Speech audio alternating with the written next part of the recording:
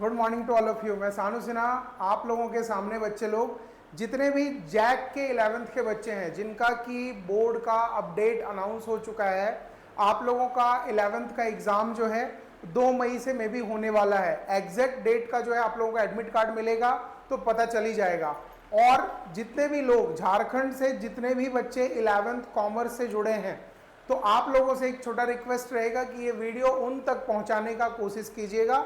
इस वीडियो में है क्या, बस मैं बता दूं कि अभी डे टू डे, अभी आज आपका 24-25 तारीख हो गया, आज से लेकर अगले 5-6 दिनों में रेगुलर आपके पास जो है एक एक वीडियो अपलोड किया जाएगा यूट्यूब में, जिसके थ्रू आपके इंपॉर्टेंट क्वेश्चन जो ऑब्जेक्टिव टाइप के क्वेश्चन होंगे 40 मार्क्स का बच्चा, आप लोगों के पास मैं जो है पूरी तरीके से प्रेजेंट करने का कोशिश करूंगा। और 100% तो पूरी तरीके से नहीं बोलूं, लेकिन हाँ 99% चांसेस है कि जितना मैं यहाँ पे क्वेश्चन आपको बता रहा हूं वो आपके बोर्ड्स में कहीं ना कहीं आपको बहुत ही ज्यादा हेल्प करने वाला है। ठीक है, जिनके लिए मैं नया हूं, मेरा नाम सानू सिन्हा है। आप लोग जो है इस वीडियो के माध्यम से हम मेरे पास पहुंचने का अगर कोशिश किए हो तो प्लीज जाके कमेंट में हाय या हेलो सर लिख देना। और जितने भी लोग नए चैनल पे हो यार, चैनल को सब्सक्राइब करके भी आगे चलने का कोशिश करना, बिकॉज आपका एक सब्सक्राइबर जो आप मेरे को सब्सक्राइब करोगे उससे कहीं ना कहीं मेरे को एक मोटिवेशन मिलता है कि बच्चों के लिए मेरे को और ज्यादा मेहनत करना है। ठीक है ना, तो चलो आज का जो है कुछ इंपॉर्टेंट क्वेश्चंस है अकाउंटेंसी का, उससे रिलेटेड मैं क्वेश्चन यहां पर लेकर आया हूं। इसमें बहुत सारे क्वेश्चन ऐसे भी हैं जो कि आप लोगों ने 11th में पढ़ा होगा, लेकिन अब जो है हम लोग उससे रिलेटेड क्वेश्चन देखते हैं। ठीक है ना, तो ज्यादा ना टाइम वेस्ट करते हुए चलो ध्यान देते हैं हम लोग क्वेश्चन पे। फर्स्ट, सबसे पहला क्वेश्चन जो है हम लोग उस पर ध्यान देते हैं। हम लोग का फर्स्ट क्वेश्चन है कि हिंदी और इंग्लिश दोनों में है, तो जिनका हिंदी में बोर्ड है उसके लिए भी टेंशन नहीं लेना है, और जिनका इंग्लिश में भी है उनको भी प्रॉब्लम नहीं है, क्योंकि क्वेश्चन हिंदी इंग्लिश दोनों में है। Who invented the double entry system of book keeping? Book keeping के जनक कौन है? फादर ऑफ अकाउंटेंसी कौन है? बुक कीपिंग कौन है? तो आपको पता है लुकास पेसियोली, है ना। लुकास पेसियोली जो कि आपको पता होगा अच्छे तरीके से, ये जो है फादर ऑफ इकोनॉमिक्स है, तो इनका आंसर ए होने वाला है। डन है, इन सब तरीके से आपको क्वेश्चन पता ही है। उसके अलावा भी किसी तरीके से कोई डिफरेंस हो, कोई दिक्कत हो तो आप कमेंट में मेरे से अपना डाउट क्लियर कर सकते हो। ठीक है ना। सेकंड है बाबू कि निम्नलिखित में से कौन सा व्यापारिक लेन देन नहीं है? निम्नलिखित में से कौन सा व्यापारिक लेन देन नहीं है? आपको पता है अच्छे तरीके से कि अकाउंटेंसी सिर्फ वैसे ही क्वेश्चन को डिफाइन करता है, वैसे ही टर्म को रिकॉर्ड करता है जो उसका व्यापारिक लेन देन हो। तो देखो इसमें पहला है व्यापार के लिए फर्नीचर खरीदा, 10,000 रुपए का आपने फर्नीचर खरीदा है, वो भी अपने बिजनेस के लिए, तो ये जो है आपका व्यापारिक लेन देन बिल्कुल होगा। यहां पूछ रहा है कौन सा नहीं है, ध्यान देना। दूसरा है कर्मचारियों को वेतन दिया, यहां पर भी पैसा है भाई, ये भी जाएगा ही जाएगा। फिर है व्यक्तिगत बैंक खाते से, मतलब अपने बेटे का आपने फीस भरा, वो भी पर्सनल बैंक से, तो ये व्यापारिक कोई भी लेन देन नहीं कहलाएगा। रीजन क्या है? बिकॉज जो भी बिजनेस के अलावा अगर कोई काम आप पर्सनल बेस पर करते हो तो वो बिजनेस का लेन देन हो ही नहीं सकता, बिजनेस का ट्रांजेक्शन हो ही नहीं सकता। तो इसका आंसर होने वाला है सी। डन है, समझ में आ रहा होगा। नेक्स्ट थर्ड क्वेश्चन है बाबू कि निम्नलिखित में से कौन सी अमूर्त संपत्ति है? That means which is intangible assets, intangible assets. आप लोगों ने 11th बहुत अच्छे तरीके से पढ़ा है और आपको पता है कि there are 2 types of account in real account. Real account जो आपने पढ़ा था उसमें 2 तरीके का अकाउंट होता था, पहला टेंजिबल और इनटेंजिबल। टेंजिबल का मतलब जिसको देख सकते हैं, छू सकते हैं, जिसके बारे में बता सकते हैं, जैसे कैश, बिल्डिंग, प्लांट, मशीनरी, ये सब हो गया टेंजिबल। और इनटेंजिबल का मतलब जिसको आप देख नहीं सकते, है ना, जिसके बारे में आप किसी को बता नहीं सकते बट महसूस कर सकते हैं। This is called your business goodwill. देखो यहां पर गुडविल भी है, पेटेंट भी है, ट्रेडमार्क भी है। अरे भाई साहब, यहां तो सारा का सारा मेरा इनटेंजिबल एसेट्स है, तो इसमें हम लोग का आंसर हो जाने वाला है ये सभी, ऑल ऑफ दिस। डन है। नेक्स्ट क्वेश्चन फोर्थ में आपका है कि गैप का पूरा नाम क्या है? गैप का मतलब ये आपका एक अकाउंटिंग कॉन्सेप्ट है, अगर आपने नहीं पढ़ा है तो ध्यान दे दो। गैप का फुल फॉर्म होता है जनरली एक्सेप्टेड अकाउंटिंग प्रिंसिपल, मतलब ऐसा सिद्धांत जो आपके अकाउंट में कभी ना कभी माना ही जाना है, बिकॉज वो शुरू से वो चीज माना जाता है। जैसे जस्ट एन एग्जांपल मैं समझाने के केस में बताता हूं कि दुनिया में किसी भी तरीके से लड़कों का बाल छोटा क्यों, लड़की का बाल बड़ा क्यों, तो ये हम लोग का जनरली एक्सेप्टेड है कि यही तरीका चलता आ रहा है, तो हम लोग भी मानते आ रहे हैं। तो अकाउंटेंसी में भी बहुत सारा ऐसा सिचुएशन आएगा जहां पर किसी चीज को डेबिट और क्रेडिट क्यों लिखा जाता है, इसके बारे में आप बहस बिल्कुल नहीं कर सकते। जैसे जस्ट एन एग्जांपल मैं आपको बता दूं कि अगर बाई चांस मान लो कोई भी डेबिट आइटम है, मान लो ये हम लोगों ने एंट्री किया कि cash account debit to capital account, तो अब आपका एक क्वेश्चन आएगा कि सर आप डेबिट के सामने डीआर क्यों यूज किए, क्रेडिट के सामने सीआर क्यों नहीं यूज किए, फिर क्रेडिट के सामने टू यूज किए तो इसके सामने टू क्यों नहीं यूज किए। दिस इज अ रूल बच्चा, ये एक रूल है जिसको कि हम लोगों को फॉलो करके चलना ही पड़ेगा, है ना। तो gap is what generally accepted accounting principle, एक ऐसा सिद्धांत जिसको कि हमको मानकर पहले से ही चलना पड़ेगा। तो दिस इज कॉल्ड, ये आपका बी आंसर हो जाएगा। डन है, होप सो मैं अच्छे तरीके से समझा पा रहा हूँ आपको। अभी हम लोग तो ये 4 ही 5 क्वेश्चन देखे, अभी आगे भी देखना है, ध्यान देना। Next, carry the concept that a business enterprise is continued to carry out its operation identified is known as, मतलब बोला जाता है कि व्यवसाय अनिश्चित काल तक कार्य करता रहेगा, आपका बिजनेस लॉन्ग टाइम तक चलने वाला है, ये कौन सा कॉन्सेप्ट समझाता है।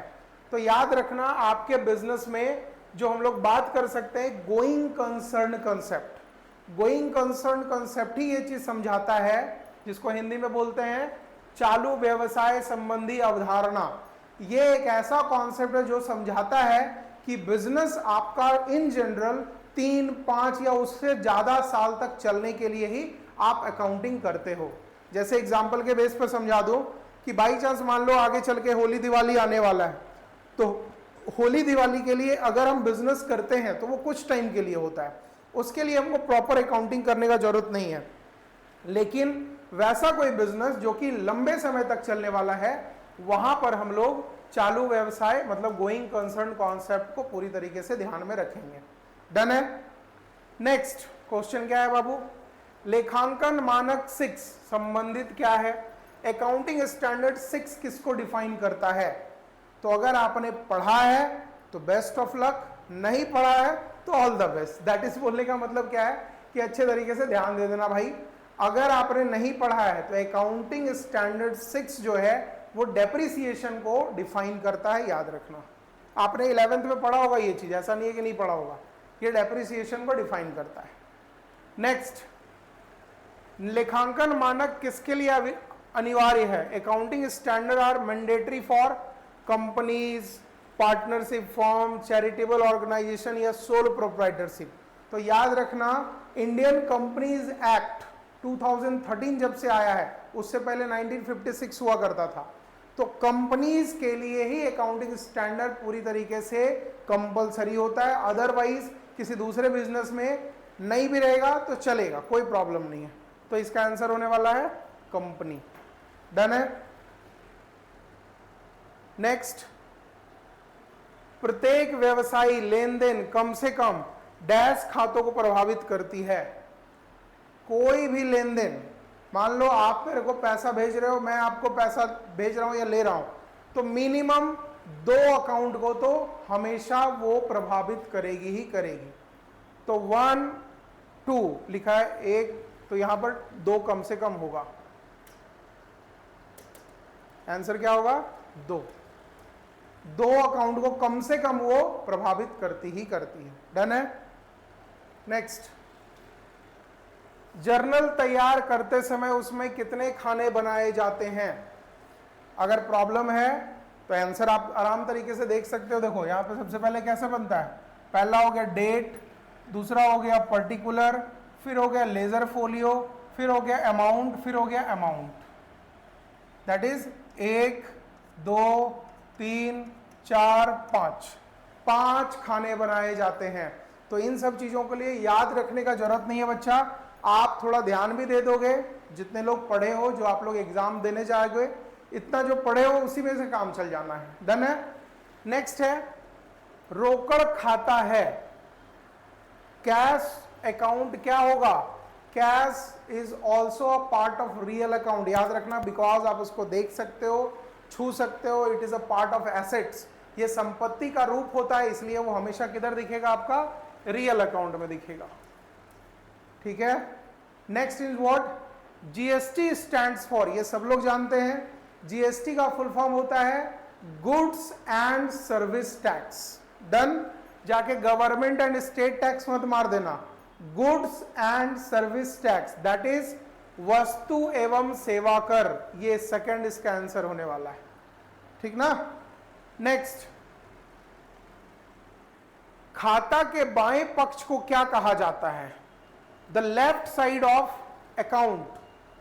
ठीक है ना, लेफ्ट साइड ऑफ अकाउंट क्या कहा जाता है बच्चा, आपने अकाउंट बना दिया, this is called right side, this is called left side. तो राइट साइड वाले को हमेशा हम लोग डेबिट बोलते हैं, लेफ्ट साइड वाले को हमेशा क्रेडिट बोलते हैं, इतना तो पता ही है। तो खाते के बाएं पक्ष को क्या कहा जाता है, डेबिट, क्रेडिट, ये सब जो है हम लोग लिख देंगे किधर, क्रेडिट, आंसर क्रेडिट होना है। डन है। नेक्स्ट, बैंक अधिविक्रय क्या है, what is the bank OD, bank OD क्या है, बैंक कैश से रिलेटेड कोई भी आइटम हो वो हमेशा किधर चला जाएगा, आपका रियल अकाउंट का ही पार्ट कहलाएगा, याद रखना। डन है। वे लेन देन जो किसी भी विशेष सहायक बहियों में नहीं किया जाता है वो कहां लिखे जाते हैं, the transaction which not recorded in the special subsidiary books और रिकॉर्डेड इन, कौन से बुक्स में लिखे जाते हैं बाबू, तो याद रखना, जो कि वैसा कोई ट्रांजैक्शन जो स्पेशल सब्सिडरी बुक्स में रिकॉर्ड नहीं होता है वो कहां लिखा जाएगा, नॉर्मल जर्नल प्रॉपर में, याद रखना। ठीक है ना। 15 नंबर देखो, बैंक समाधान विवरण तैयार किया जाता है, बैंक रिकंसिलिएशन स्टेटमेंट हमेशा कौन बनाता है, याद रखना, बैंक अपने बिहाफ पर कभी भी कोई गलती तो करता नहीं है, तो कस्टमर ऑफ द बैंक, मतलब बोल सकते हो जो बैंक का कस्टमर होता है ये बनाता है रिकंसिलिएशन, है ना। 11th में एक चैप्टर भी पढ़े होगा, BRS, that is bank reconciliation of statement. तो इन सब चीजों को हम लोग बैंक के ग्राहक द्वारा ही बनाया जाएगा। डन है। नेक्स्ट इज व्हाट, 16 में, अ trial balance is a what, trial balance क्या होता है भाई, ट्रायल बैलेंस में हर एक तरीके का अकाउंट जाता है, उसमें पर्सनल, रियल, नॉमिनल सब चीज जाता है। तो ये जो है शेषों की सूची है, याद रखना, ये कोई अकाउंट वाला पार्ट नहीं कहलाएगा, बिकॉज अकाउंट अलग अलग तरीके से डिफाइन होता है, लेकिन ट्रायल बैलेंस जो है वो क्या दिखाता है कि कितना बैलेंस किसका है, वो इसमें इनकम भी जाता है, एक्सपेंडिचर भी जाता है, कैश आपका एसेट्स भी जाएगा और लायबिलिटी भी जाएगा। डन है। तो ट्रायल बैलेंस क्या होता है बाबू, वो है शेड्यूल ऑफ बैलेंसेस। डन है। नेक्स्ट, और जितना भी लोगों को याद रखना, अगर आपको ये पूरा का पूरा क्वेश्चन का PDF चाहिए तो प्लीज एक कमेंट कर देना, मैं डिस्क्रिप्शन में उसको डलवा दूंगा नेक्स्ट वीडियो में। ठीक है ना।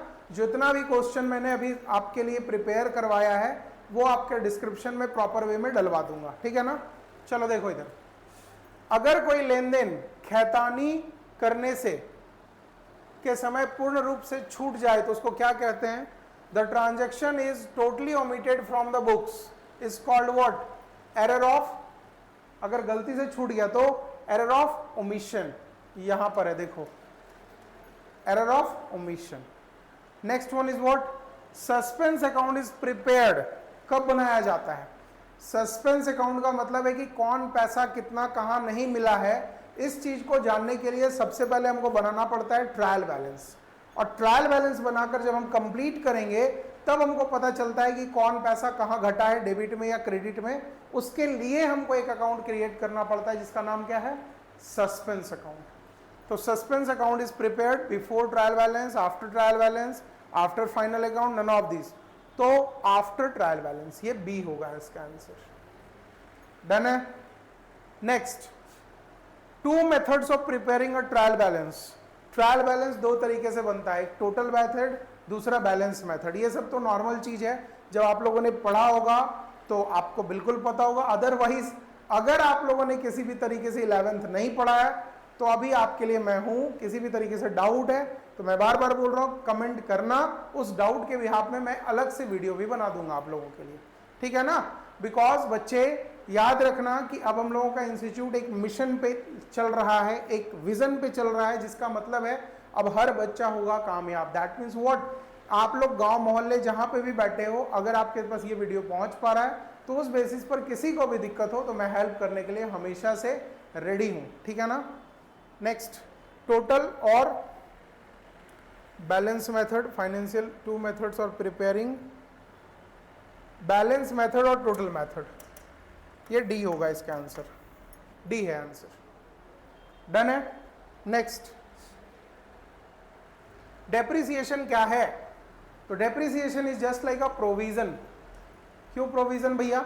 इनकम क्यों नहीं है, एक्सपेंस क्यों नहीं? बिकॉज याद रखना, due to any past event, पिछले कुछ समय में आपके साथ कुछ घटना घट चुका है, आप वो घटना नहीं दोबारा घटवाना चाहते हो, तो उसी के रिगार्डिंग अगर पैसे को सेट असाइड करके बैठे हो, this is called your depreciation. Done है, ये आपका प्रोविजन हुआ। Next, according to straight line method, depreciation is charged on opening balance, closing balance, original cost, market value। तो इसमें आंसर होगा ओरिजिनल कॉस्ट मेथड। आप लोगों ने पढ़ा होगा स्ट्रेट लाइन मेथड में जब हम लोग डेप्रिसिएशन निकालते हैं तो फॉर्मूला होता है total cost minus scrap value divided by life of machine. तो इसी को बोलते हैं ओरिजिनल कॉस्ट मेथड। आप लोगों ने पढ़ा होगा यार, ऐसा नहीं है कि नहीं पढ़ा होगा, बट अगर किसी तरीके से दिक्कत है उसको समझते हैं अच्छे से, है ना। नेक्स्ट क्लास देखते हैं, और 22 में यहाँ क्या बोला है, 1 अप्रैल 2012 को एक मशीन है जिसको कि हम लोग परचेज किए हैं, ठीक है ना, और उसमें डेप्रिसिएशन की दर है 10%, ठीक है। डेप्रिसिएशन उसमें जो है 10% के दर से लगाया गया है प्रति वर्ष। 31 दिसंबर 2012 को डेप्रिसिएशन के रूप में घटाई जाने वाली राशि कितनी होगी ये बताना है। तो एक नॉर्मल बताओ भाई, मशीन खरीदा कितने का गया था वो भी तो दिया होगा, देखो यहाँ पर अमाउंट दिया होगा। मशीन वॉज परचेज फॉर 50,000 रुपया, 50,000 रुपये में मशीन खरीदा गया, उसमें डेप्रिसिएशन देना है 10%। लेकिन यहां पर ध्यान देना, खरीदा कब गया है वो? 1 अप्रैल को, 1 अप्रैल को, और लगाना कब तक है? 31 ऑफ दिसंबर तक। यहां पर देखो 31 ऑफ दिसंबर तक ही लगाना है। तो इस केस में क्या लिखेंगे, 50,000 रुपए का मशीन है, 10% इसमें लगाना है डेप्रिसिएशन, और दिसंबर तक। तो अप्रैल, मई, जून, जुलाई, अगस्त, सितंबर, अक्टूबर, नवंबर, दिसंबर, तो इस तरीके से निकालोगे तो 9 मंथ्स का निकलेगा।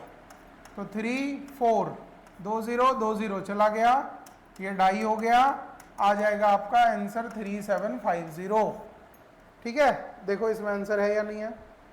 डेप्रिसिएशन कितना निकल के आया बच्चा आपका? 3750। डन है। नेक्स्ट, बहुत सारा जो 40 क्वेश्चन है वही सेट में आपको कराऊंगा। अगर आप लोगों को लाइव क्लासेस भी करना होगा तो प्लीज कमेंट में डाल देना। मैं जो है कुछ दिनों के बाद, या फिर हो सकता है कि कल परसों से ही आपके लिए शाम में एक क्लास अरेंज करवा दूं, जिसमें डायरेक्ट आप मेरे से कनेक्ट होकर किसी भी तरीके से प्रॉब्लम को सॉल्व करवा सकते हो, ठीक है ना। नेक्स्ट देखो, specific reserve is created for what. Reserve 2-3 तरीके का होता है, एक होता है रिजर्व, प्रोविजन, फंड। तो रिजर्व, स्पेसिफिक रिजर्व क्यों बनाया जाता है? वो किसी स्पेसिफाइड पर्पस के लिए बनाया जाता है। तो देखो स्पेसिफिक पर्पस के लिए, घर वाला आपका शादी कर, लड़का लोग मत सुनना, लड़की लोगों के लिए घर वाला अगर शादी करवा रहा है तो उसके लिए पैसा थोड़ा सा पहले ही सेट असाइड कर देता है, this is called specific purpose. Done है। नेक्स्ट, 50,000 रुपए मूल्य की एक मशीन नगद खरीदने पर जाने की प्रविष्टि क्या होगी? A journal entry for purchasing a machine worth ₹50,000 for cash will be what? Entry will be what? Machine account debit to cash. याद रखना, परचेज मत लिखना, बिकॉज आपको पता है कि आप क्या खरीद रहे हो। अगर नहीं पता रहता है तो एंट्री पास करते हैं परचेज अकाउंट, लेकिन जब आपको पता है, नॉलेज है कि क्या खरीदे हैं, तो वहां पर entry will be what? Machinery account debit to cash. ये डी आंसर होगा। डन है। Next, depreciation is charge on, किस पर लगता है भैया? हमेशा से फिक्स एसेट्स पे ही लगता है। अगर मेरा ये पंखा है, बोर्ड है, कैमरा है, लाइट है, इन सब चीजों पर डेप्रिसिएशन लगेगा। रीजन क्या है? डेप्रिसिएशन का मतलब होता है वैल्यू का डिक्रीज हो जाना, घट जाना। तो आप वैल्यू डिक्रीज सिर्फ और सिर्फ अपने फिक्स एसेट्स को ही करोगे जो आप रेगुलर यूज के लिए परचेज किए हो। डन है। नेक्स्ट, जो बिल लिखता है उसको क्या कहते हैं? अब ले भाई, ये क्या आ गया? ये बिल्स ऑफ एक्सचेंज एक चैप्टर हम लोग पढ़े थे, उसमें है कि जो बिल लिखता है उसको क्या बोलते हैं? तो जो बिल लिखता है उसको बोलते हैं ड्रॉर। क्या बोलते हैं? ड्रॉर। जैसे याद रखना, बताता हूं मैं इसको। एक होता है डेटर, एक होता है क्रेडिटर, ठीक होता है, एक होता है परचेजर और एक होता है सेलर। ठीक है। जब आप कोई सामान परचेज करते हो किसी से, ठीक है, अगर कोई आपको सामान दे रहा है तो वो सेलर कहलाएगा, जिससे खरीद रहे हो वो परचेजर कहलाएगा। डन है। डेटर क्रेडिटर कौन होता है? जिससे हम उधार में सामान लेते हैं, सॉरी, हम जिसको उधार में सामान बेचते हैं वो मेरे लिए डेटर, और जिससे सामान उधार खरीदते हैं वो क्रेडिटर। तो जिससे हम सामान खरीदेंगे उधार में, वही ना बिल लिख के देगा। तो दिस इज कॉल्ड, ये बन जाता है आपका एक तरीके से ड्रॉर, और ये क्या कहलाएगा बाबू? ड्रॉई। और फिर इसी का नाम, पैसा कौन पे करेगा? पैसा कौन पे करता है? डेटर। तो इसका नाम कहला जाता है पेई, और इसको बोलते हैं हम लोग पेयर। तो ये चीज याद रखने वाली चीज है। ये आप लोग 11th में अगर अच्छे से पढ़े होगे तो सबको नॉलेज है इसके बारे में, है ना। नेक्स्ट है, इसको क्या बोलते हैं हम लोग बाबू? ड्रॉअर। याद रखना, ठीक है। नेक्स्ट, एक विनिमय बिल के कितने पक्ष होते हैं? How many parties are there in bills of exchange? तो याद रखना, नॉर्मल बिल्स ऑफ एक्सचेंज में दो तो पार्टी होगा, एक ड्रॉअर एक ड्रॉई। फिर उसको किसी के पास बिल भेजता है, जो पढ़ा होगा डिटेल में उसको नॉलेज है। अदरवाइज नॉर्मल अगर टिक मारना है तो how many parties in bills of exchange? तो 2। तो यहां पर 2 करके आगे बढ़ जाएंगे। डन है। नेक्स्ट, 28/1/2011, सॉरी 1/1/2011 जी, 28वां नंबर क्वेश्चन है। 1/1/2011 को एक्स ने वाई पर 3 माह के अवधि का एक बिल लिखा है 20,000 रुपया। तो उसके बिल का देय तिथि क्या होगा? उसका पेमेंट क्या होगा? तो नॉर्मल तरीके से जो लोग नहीं ध्यान दिए बता देता हूं कि जिस डेट को बिल लिखाया है, 1 तारीख को बिल लिखाया है, उसी के 3 महीने के बाद, तो 1 जनवरी को लिखाया है, प्लस 3 मंथ करोगे, पहुंच जाओगे आप 1 अप्रैल को। ठीक है ना। तो 1 अप्रैल के अलावा 3 डेज ऑफ ग्रेस उसमें हम लोग जानबूझ के ऐड करते हैं, क्योंकि किसी भी इंसान का पेमेंट करने का जो डेट है वो थोड़ा बहुत आगे पीछे हो सकता है। तो 3 दिन इसमें और जोड़ देते हैं। तो 1 तारीख प्लस 3 डेज, तो हो जाएगा कितना? 4/4/2011। देखो आंसर है 4/4/2011। डन है। Next, which of the following instrument is not a negotiable instrument? कौन सा अकाउंट निगोशिएबल नहीं है, जो किसी दूसरे को नहीं दे सकते हम? Bearer cheque. चेक हम किसी दूसरे को बिल्कुल दे सकते हैं भाई, बियरर चेक है।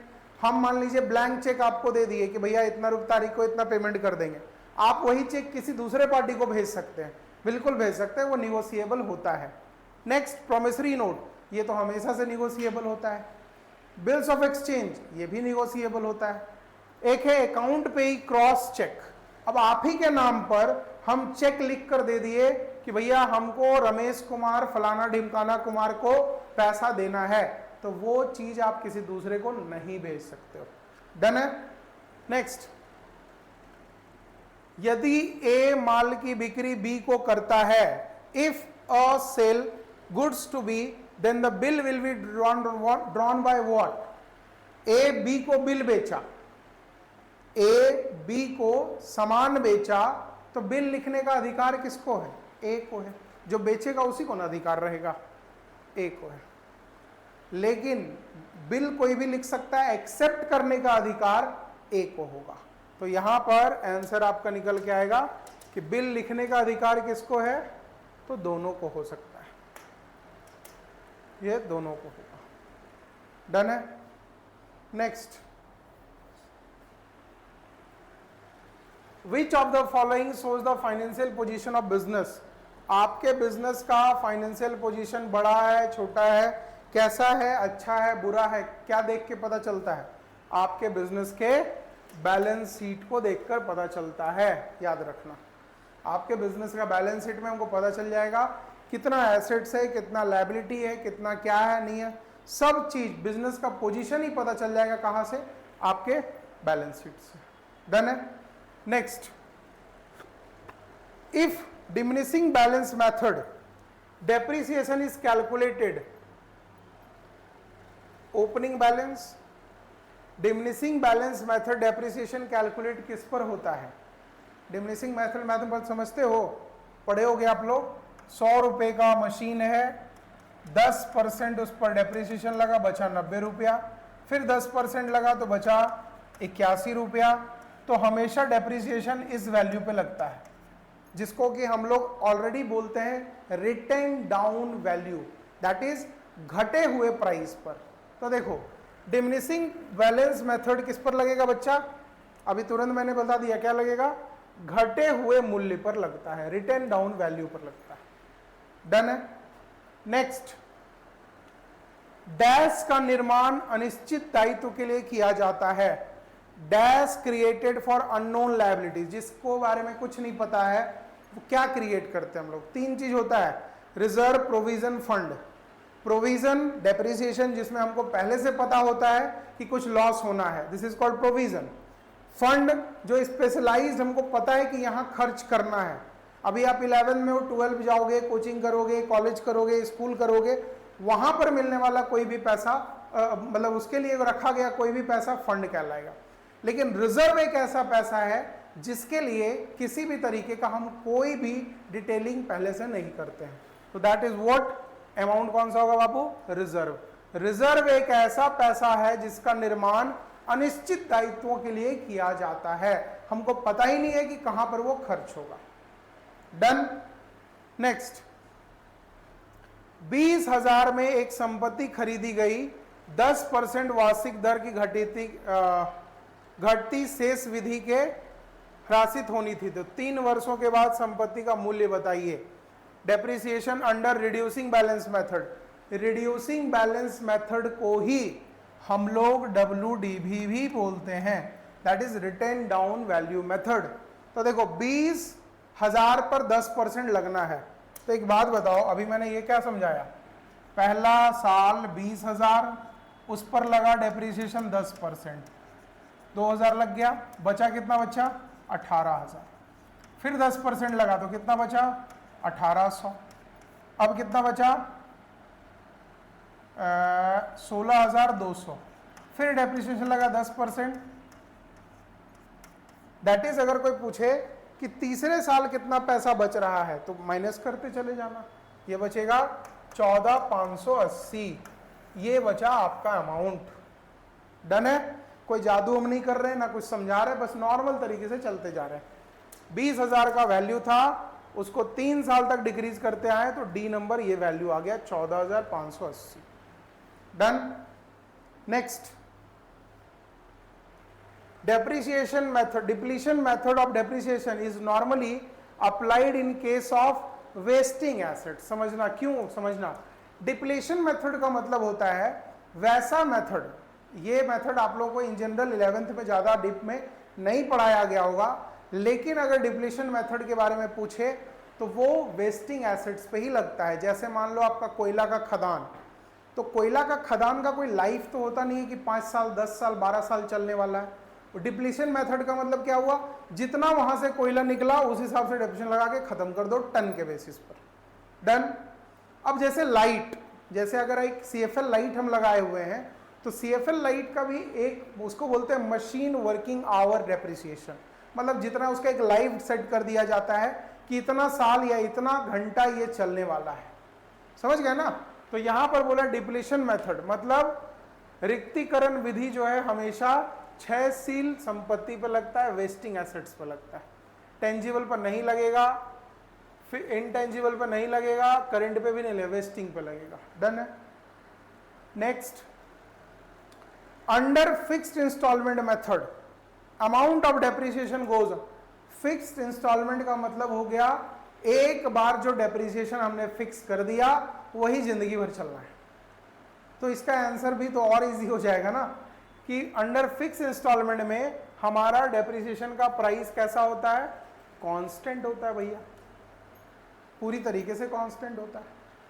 नेक्स्ट, एक संपत्ति की अपलिखित मूल्य 3 वर्षों के ह्रास के बाद 10% वार्षिक दर इतना है, 36,450 है। इसका मूल्य लागत कितना था, इस बेस पर चलेंगे हम। ठीक है, तो मूल्य लागत निकालने के लिए आप जो मैंने ये बताया है इसी बेस पर आप चाहो तो चेकिंग बेस पर चल सकते हो, चेकिंग बेस पर चल जाओ, ज्यादा बेस्ट होगा। 1 मिनट का टाइम लगना है, कितना परसेंट इस पर डेप्रिसिएशन लगना है, 10%। तो इसके आसपास का वैल्यू 3 साल बोल रहा है ना, तो 3 साल के आसपास का वैल्यू आप ले लो पहले 50, इसी बेस पे चलते हैं। तो 50 का 10% माइनस किए तो कितना आ गया, 5, बचा कितना बचा, 45। 45,000 का 10% 4500, इसको इरेज किए तो आ गया 40,500। फिर 10% माइनस किए तो 4,050, इसको डिक्रीज किए तो आ गया 36,450। लीजिए आंसर तो आ गया ना। क्वेश्चन में उल्टा बोला, उल्टा क्या बोला, बोला क्वेश्चन में कि 3 वर्ष के डेप्रिसिएशन को घटाने के बाद मेरा वैल्यू है 36,450, तो 3 साल पहले वो कितना था, तो जोड़ते भी चले जाओगे तो लास्ट में क्या निकलेगा, 50,000। ये आपका आंसर आ जाएगा। इसको चेकिंग मेथड बोलते हैं। चेकिंग मेथड का मतलब आसपास के फिगर को चेक कर सकते हो। 40,000 को क्यों नहीं लिए सर, क्योंकि 40,000 को सर लेते तो 10% एक ही बार में निकालते तो 4,000 खत्म हो जाता, तो हमको 36,000 पहुंचना होगी 3 साल के बाद, तो उससे तो बड़ा फिगर लेंगे। डन है। नेक्स्ट, 12 मार्च 2018 को एक बिल लिखा गया 60 दिन के लिए, तो ड्यू डेट क्या होगा, तो भैया 12 मार्च को लिखाया गया, तो मार्च में कितना दिन होता है, 12 मार्च को लिखाया गया, मार्च होता है 31 दिन का, तो यहां पर हो गया 19 दिन मार्च का, फिर 30 दिन अप्रैल का, 30 और 19 हो गया कितना बाबू, 49, और हमको 60 दिन करना है, तो 11 तारीख मई का 11 तारीख। और आपको याद होगा कि मैंने बार बार क्या बोला है कि उसमें 3 दिन ऐड भी करते हैं, लेकिन 12 तारीख को है, 12 मार्च को, तो 13 से जोड़ेंगे तो 18 दिन होगा ना जी, यहां पर आ गया 18 दिन, 18 दिन, और ये हो गया 12 मई, अब plus 3 days of grace, days of grace, तो सबको जोड़ के निकलेगा 15 मई, तो इसका आंसर आएगा सी, 15 मई। ठीक है, 15 मई। और अगर 12 तारीख को इंक्लूड नहीं करोगे तो आपका आंसर निकलने वाला है 14 मई, इसको देख लेना। अब ये मत बोलना कि सर कंफ्यूज क्यों कर दिए, आंसर कौन सा होगा, तो आंसर इन जनरल अगर बात करें तो हम लोग 14 मई में ही टिक मारेंगे, इसको हम लोग 19 ही दिन मानेंगे जो पहले देख रहे थे। डन है। नेक्स्ट देखो इधर, इतना क्वेश्चन आपके लिए आया गया था। अब जो है नेक्स्ट अलग अलग टॉपिक वाइज, जैसे इकोनॉमिक्स का, एंटरप्रेन्योरशिप का, बीएसटी का, सीए कमर्शियल अर्थमेटिक का, हर एक ईच एंड इंडिविजुअल सब्जेक्ट का आपके सामने वीडियो अपलोड होगा। आप प्लीज़ इस चीज़ को ध्यान से समझना, देखने का कोशिश करना, और मैं जो है बच्चे आपके लिए हमेशा बना ही रहूँगा। जिन्होंने लास्ट में वीडियो थोड़ा ध्यान से देखा है तो मैं पहले बता दूं, मेरा नाम सानू सिन्हा हुआ। मैं आपके लिए बिल्कुल हमेशा से खड़ा हूं आपके एग्ज़ाम को सपोर्ट करने के लिए, ठीक है ना। तो बहुत ही जल्द मैं नेक्स्ट वीडियो के साथ मिलता हूं बच्चा। जिनके जिनके पास ये वीडियो पहुंच पाया है, आपसे एक छोटा सा रिक्वेस्ट है कि अपने दोस्तों तक पूरे झारखंड में ये वीडियो फैलाने का काम करना, और जितने भी लोग नए हो चैनल पर सब्सक्राइब करके जाना यार, बिकॉज आपका सब्सक्रिप्शन ही, आपका सब्सक्राइब जो करके जाओगे आप, वही मेरे को हमेशा से मोटिवेशन देता है, ठीक है ना। तो बाय बाय, मैं नेक्स्ट वीडियो में बहुत जल्द मिलता हूं दूसरे सब्जेक्ट के साथ, ठीक है। तब तक के लिए थैंक यू, बाय।